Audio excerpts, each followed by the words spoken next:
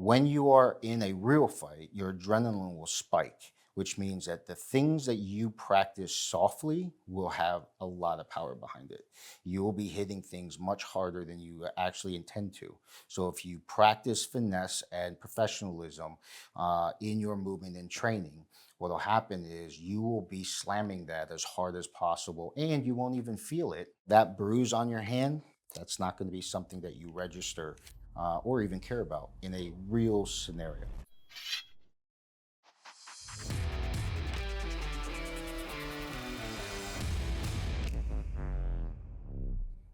So Okay. So we're gonna go to the one of the longer ones here.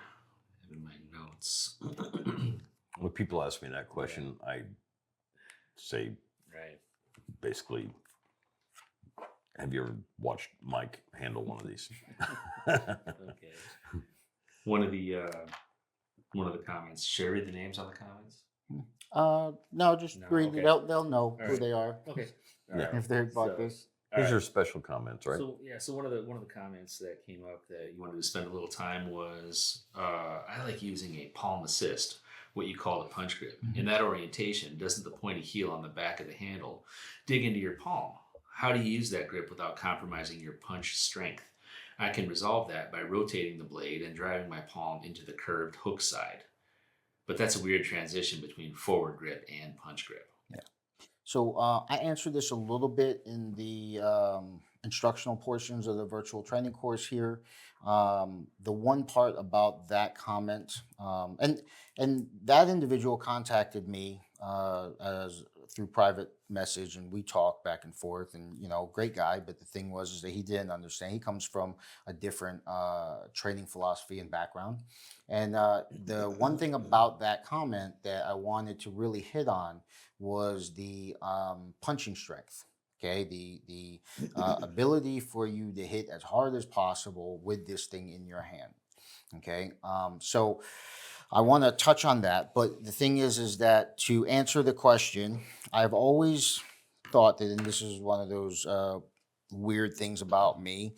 Um, if there is some damage that is to be applied to me, but I feel that it is a good trade because of what I'm doing to the other person, I am more than willing to sacrifice that over and over and over again, just because I feel it's a good trade. So if I pull this out and I put it into a punch grip like this and I slam it through your skull, which I'm intending to kill you with it, which means that the scenario would justify use of force that goes to that level. And by doing that, I successfully defend myself and I successfully stop you from murdering me at that moment. But there is a bruise on the palm of my hand.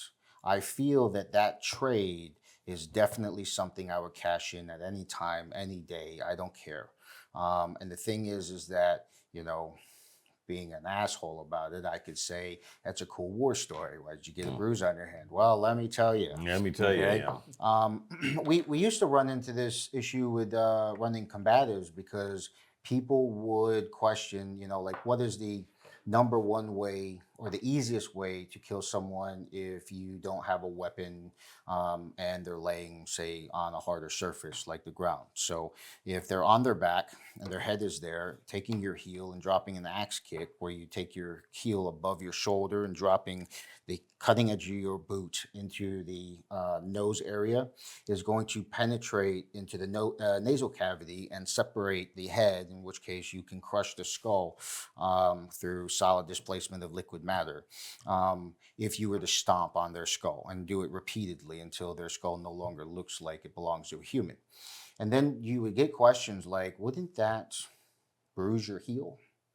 And it's like, maybe, probably, like, yes, but he's dead. I gather these are Like, people that have never been in a bar fight, right? well, it's just one of those things that like you train to a point where there is no thought of you are going to sacrifice something in this fight. There is no fight that you're going to be in where you're going to come out of it unscathed. As good as anybody can be, you've made tactical errors to be into this situation, and you are going to make a payment. The more skilled you are and the more trained and ready and prepared you are, the less that payment is. But you are making a payment at some point.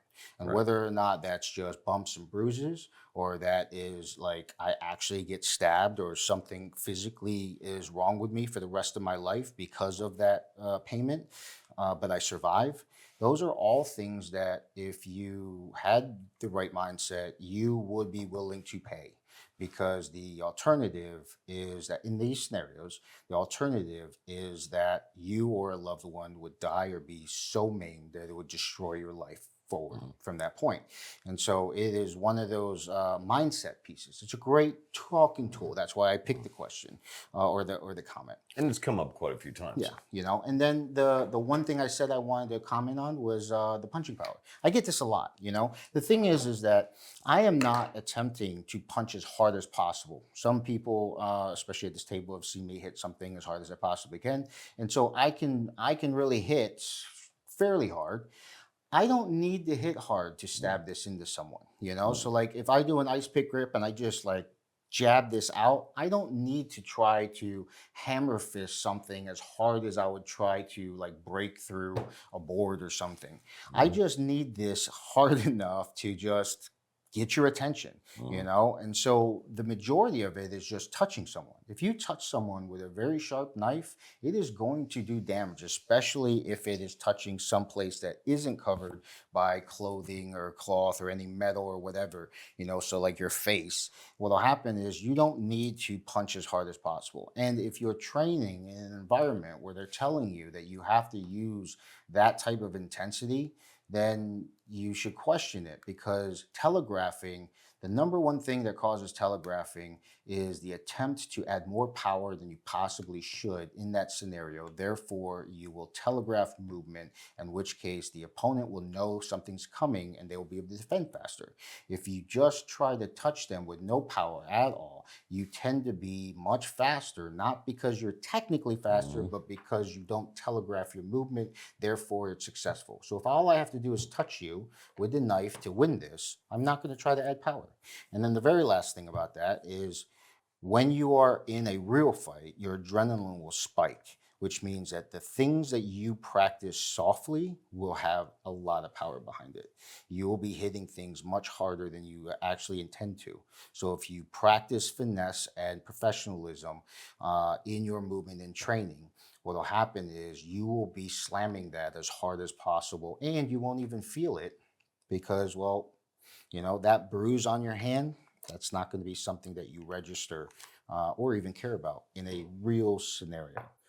And so that would be my answer. Long answer, but that's from my experience. That's what it is. It makes a lot of sense. I mean, I think people don't consider the damage. A lot of people consider how to defend themselves. I go to the bar and I'm going to get in a fight and I'm going to punch them. Yeah. You punch somebody in the mouth, good chance they're going to break your knuckles.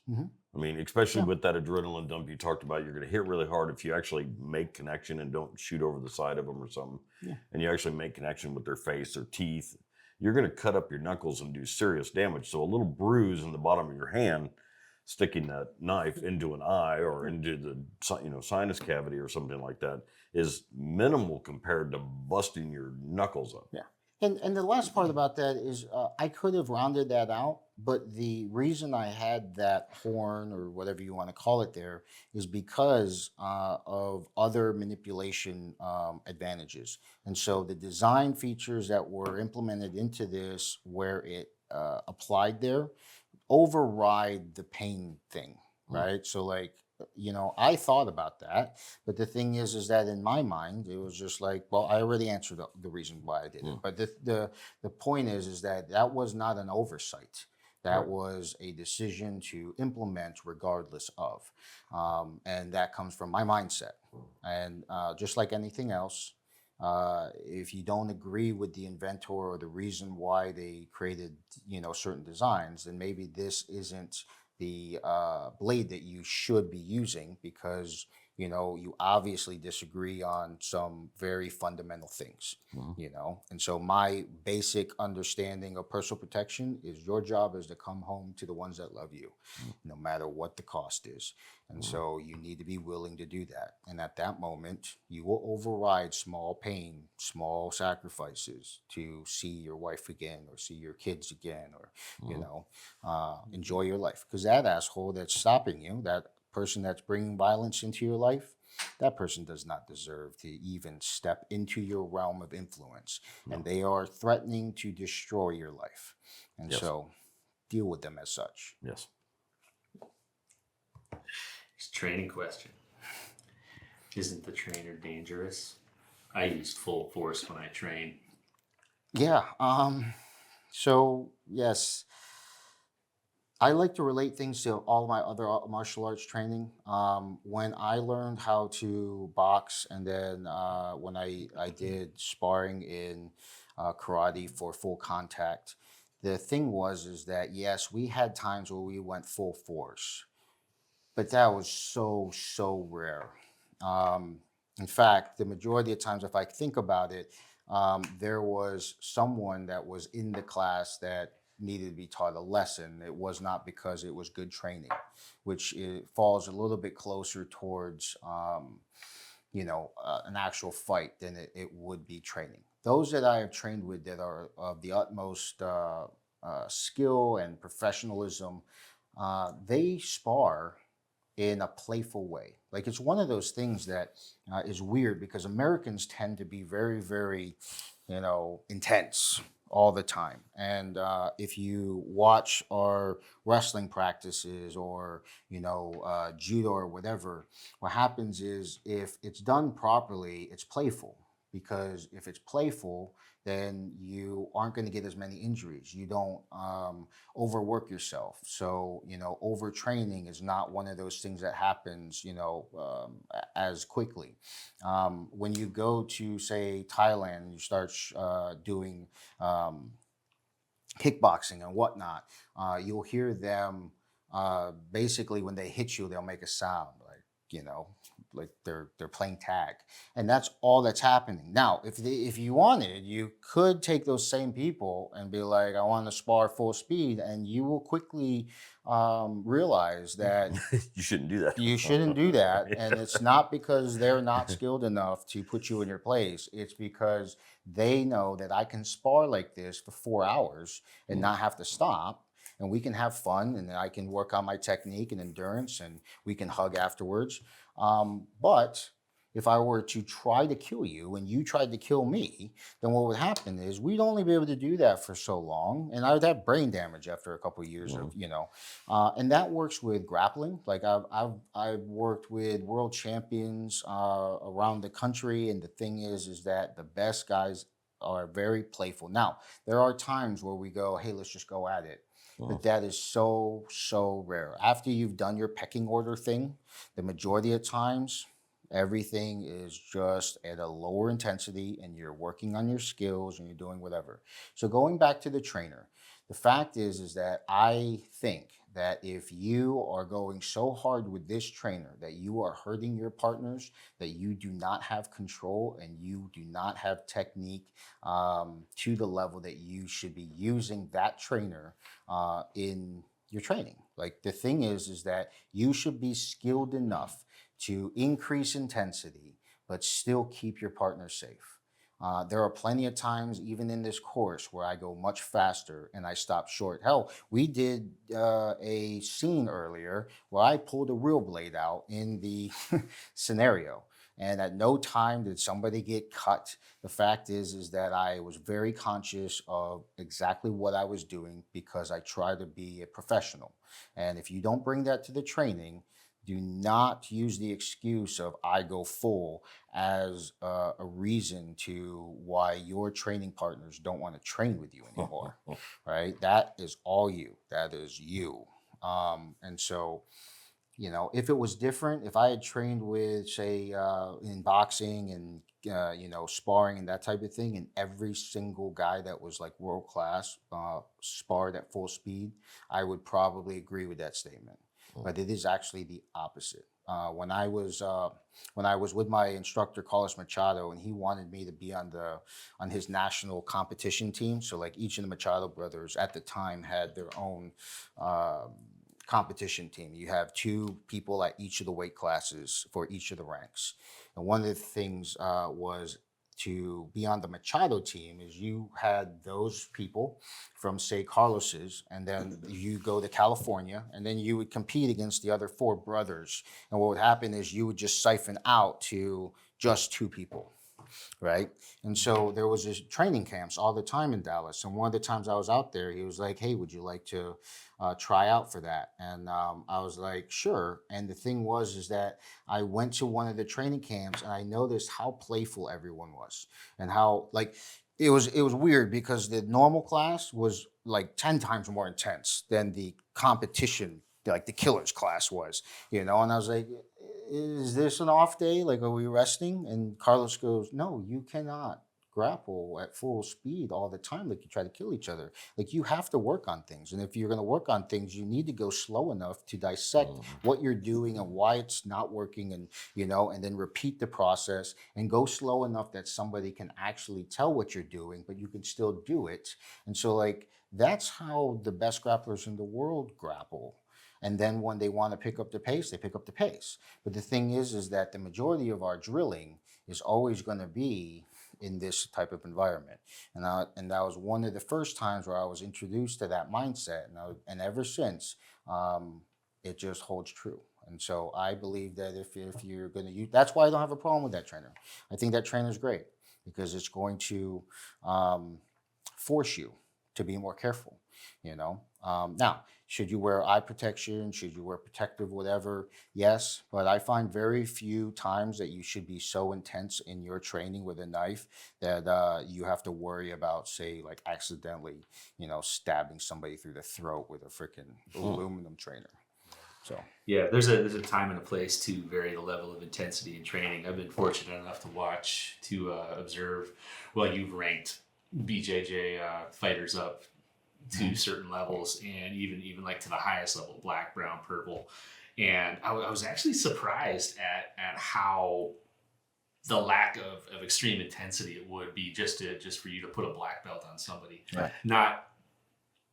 Not in a way that I was disappointed, but just I knew that up to that point, because watching the day prior training and the day prior to that, it was really intense and a really long, thorough evaluation from your point. So with the training, there's a time and a place to go fast, and there's a time and a place to throttle it back a little bit and make sure that not only through safety, but through the proper application of skills that you're ready to go to the next level. So it's great. And there's also the point of, as you get with somebody that is of equal skill and is used to increasing intensity, then you can go at that. But the thing is the guy is good enough to actually work around those things. So, for example, I like using Jimmy to beat him up because he likes getting beat up for some reason.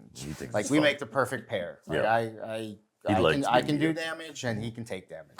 But the thing is that the reason I really like working with him is because he can flow with the movements, even if he doesn't know what's coming. And I know that he will protect himself so that I don't actually hurt him for real, right? So like at that skill level, we can go really fast. I can literally give him one of the trainers and go attack me, and I can respond at full speed, and he attacks me at full speed. And the thing is that even when I get cut, or even if he hits me with it, it's only glancing, because what happens is even at his skill level to attack, I have the reaction to go, moving out of the way. If I pop his arm, he knows exactly, how to protect his arm so that he's constantly safe. So when you have a training partner like that, one, you can increase your intensity. Two, that person, if they got hurt at any time during that time, they would fully accept it. So if I accidentally broke his arm because he didn't protect himself, Jimmy would be the first one to make sure that I knew that it wasn't my fault and that he should have protected himself and he was fucking around or whatever it was that caused that accident. That's an accepted thing. right? I just find that the majority of concerns in this area are from people that say that they train, but if you were to actually deep dive into just how thorough their training is, it's not really that intense. So that covers basically everything that I guess Craig would be answering as far as Scallywag for the Q&A, most common comments and what have you. So the next few, which is our mindset, are usually directed at me based off of some of the hard to hurt videos or the other YouTube videos that we put on the Elite U. And so, Craig, appreciate you coming out, but don't need you for the rest of the questions. So, thanks for I'm coming. out of here, man. Yeah. Thanks for having me. Appreciate you guys. Yep. And mostly we thank all you guys. We appreciate you guys very much.